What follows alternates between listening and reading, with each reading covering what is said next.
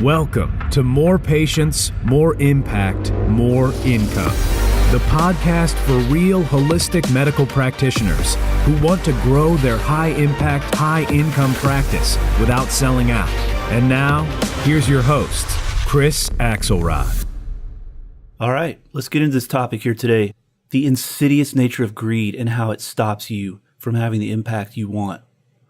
So I talk to a lot of practitioners in my program that I run, where I help people to increase their business savvy, to get their marketing together so they don't have to focus on marketing anymore.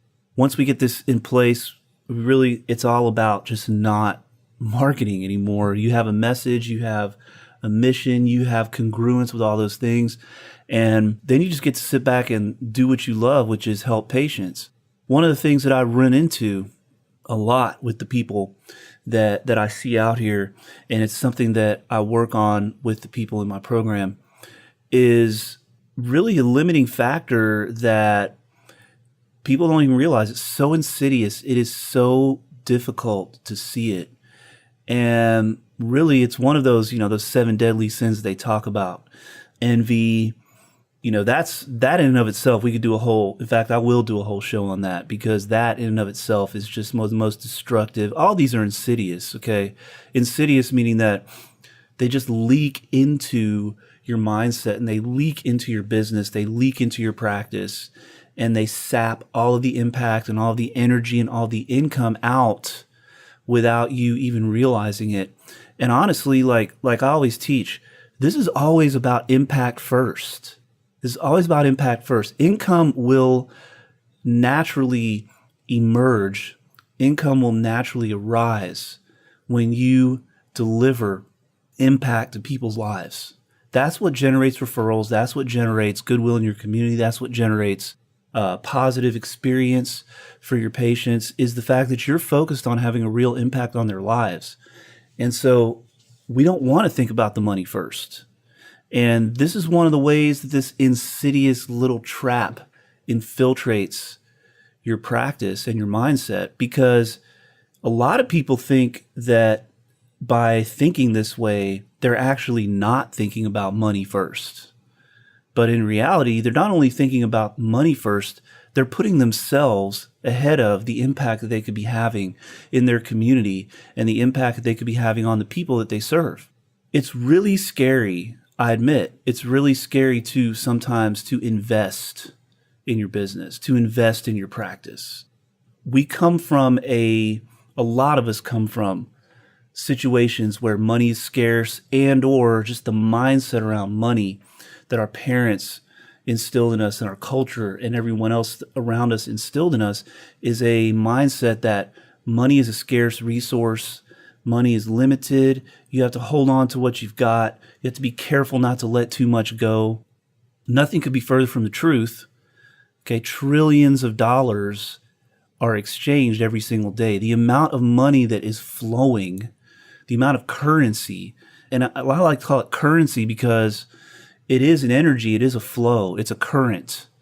And the amount of this current that flows every day is just unfathomable. Money will always replenish, and especially if you're doing something that's really valuable for other people. But here's the thing, you can't keep holding yourself back by refusing to get help, to invest in employees, to put your patients first, to put your practice first. Everybody's so worried, like, what's going to be my margin? How much the money am I keeping? And I don't want to pay too much money to employees or pay out too much money. I want to make sure that I'm keeping as much of the money as I can. And that straight up is greed. Straight up is greed. Because here's the thing. I have invested probably 3 to 4 times what I've earned back into this business in terms of facilities, in terms of supplies, in terms of marketing things that I tried that didn't work. And then, of course, once we find things that do work, we want to keep investing in those things. And also, I've hired people I am huge on getting help. Why is that? Well, because there's only one me. People always ask me, how do you do so much stuff, man? You've got a podcast. You've got a consulting business where you help other holistic practitioners to grow their practice. You've got your own practice that you actually work in. You have a book that you've written that you're in the process of publishing. You have a clinical mentorship on top of your business mentorship. How do you do all that stuff? And my answer is always, I don't.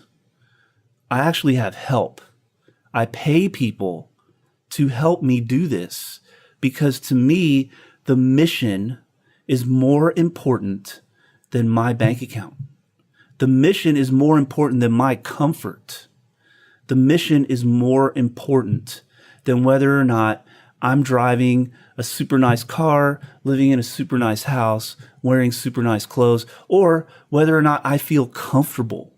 You see, that's the real insidious practice killing, impact killing factor, is the need to feel comfortable, the need to feel like, you know what, I just got to have X amount in my bank account. I can't have X amount of debt or I'll feel weird. If you knew how much money, how much debt I've leveraged in my businesses, and I am fearless about that. I'm going to tell you right now, I'm not dumb about it. See, people who get freaked out about debt, and this goes back to greed, because the thing is, man, people are willing to give you money, right? Now, of course, you have to pay interest, which is just basically paying them for the privilege of using their money. But banks are willing to give you money. And right now, as of the time that I'm recording this, the interest rates are still insanely low. So it's almost free money. But people will hold themselves back from that because they are scared. They're uncomfortable. They have negative views of debt because they've seen other people, or maybe they themselves have gotten themselves into debt problems by using debt in a dumb way, like to buy clothes or to buy stuff, to buy TVs and furniture and things like that. Well, now furniture, that's different. The furniture is potentially a long-term investment, depending on how settled down you are. So debt for furniture is not necessarily dumb. Debt for clothes, shoes, things like that, putting gasoline on a credit card, okay, probably not the smartest thing to do, unless, of course, you have discipline and you're paying those off. But people have this really, really screwed up idea of debt. I've leveraged, I can tell you right now, hundreds of thousands of dollars in credit card debt over the life of my clinic. At every step of the way, I have managed that debt. I've never let that debt manage me. And I don't sit there and focus on it. I don't sit there and look at it every day and freak myself out. I focus on my mission. I keep growing because it's all about bringing real impact to people's lives. And guess what? The debt has paid itself off several times. Like I might carry 25, 30, 40K in debt at any given time. And then once things get rolling based on the debt and what I've used that debt to accomplish, guess what? We pay it off. Is it comfortable to do that? Is it something that, isn't scary? Absolutely not. Of course, there's some fear involved. Of course, there's this idea that the bankruptcy boogeyman is going to come get me. That's always in the back of your mind, but you got to get over it. You got to decide what's more important. What's more important, your bank account or your patient, your bank account or the impact that you're going to have? Because at the end of the day, if you make your bank account the most important thing, you're being greedy and you're being selfish. And as a healer, as a holistic practitioner who wants to help people heal on a deep level, your success is going to be completely torpedoed by that attitude. If you're ready to fill your practice and keep it full without the stress and overwhelm, then get instant access to your free autopilot patient attraction playbook now at www.highimpactpracticesystems.com/autopilot. I've always said this. I would gladly live in a 1-bedroom apartment and drive a really basic car, or not even have a car, if I could get to my work from a bus or from bicycle, which in Houston is not exactly the most practical thing, but hell, I'd do it anyway. To be able to do what I do every day, I wouldn't care. I love what I do so much, and I feel so good about the impact I have. When I see people's lives change and I see the transformations that take place, that to me is worth more than all the zeros my bank account could possibly have in it. And I have been that way since the beginning. When I first started the business, I hired somebody within less than a year, and I didn't have really the patience to justify it. I did not have the number of patience to justify hiring somebody to answer my phones and to handle my calendar.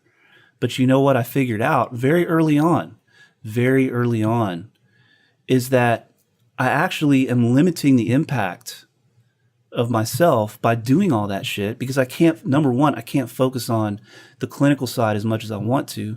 Number two is that if someone's not answering my phone, then I'm losing the opportunity to help people.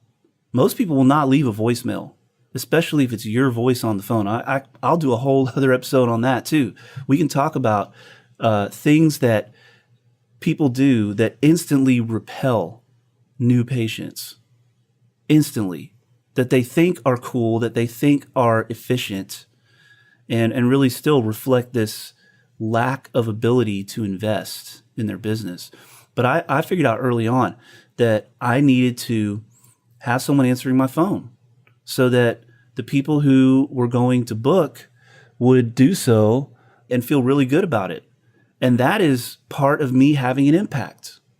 Because if I don't do that, if I don't invest in someone who to answer my phone and book my calendar, then I'm losing out on the ability to help these people, not just earn the income, but help these people. So very early on in my practice, and thank goodness I did have another job, which, by the way, there's no shame in that either. There's no shame in having another job while you're building your practice. But I had another job. I was able to invest in it, and I did that.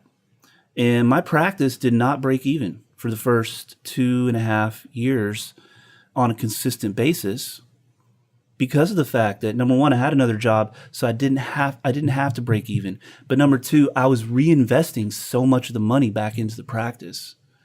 And that scale just continued to grow. Once we did start breaking even, it's not like I just stopped doing that. Once I quit my day job, quote unquote, my software job, it's not like I just stopped investing. In fact, I was investing even more. And I was taking a modest salary out, enough to keep my bills paid, my mortgage paid, and some basic life necessities covered. And everything else is going back into the business. And again, why is that? Well, number one, because I wanted to grow. And the reason that I wanted to grow was to be able to help more people. And it really does just come down to that.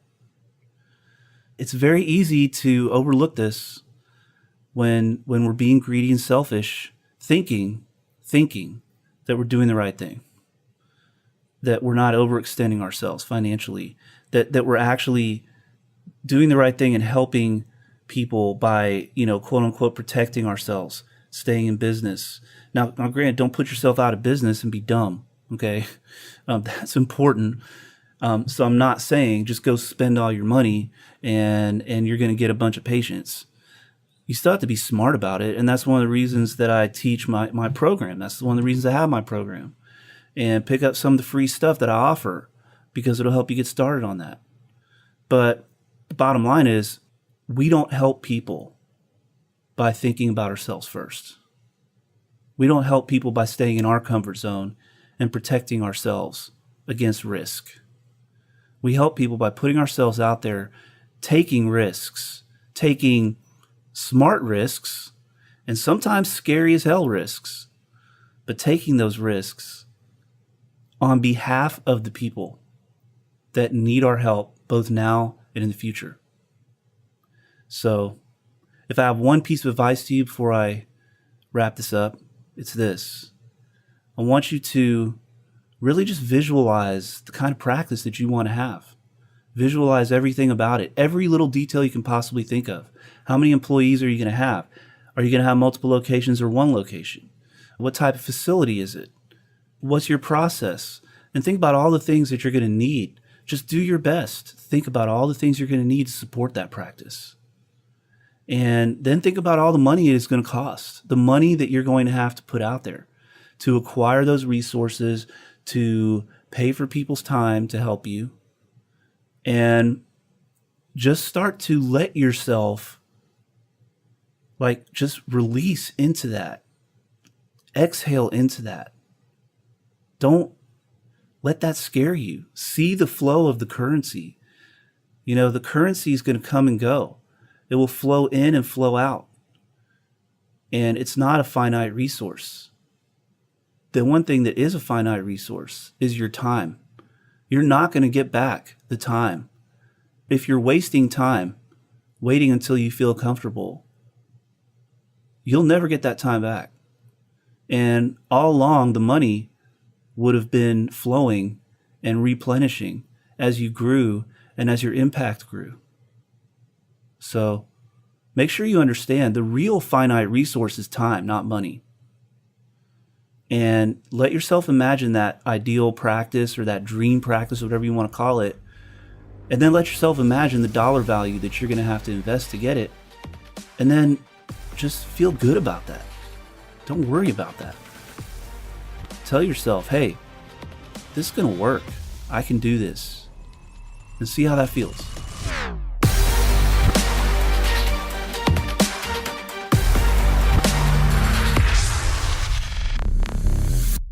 This is thepodcastfactory.com.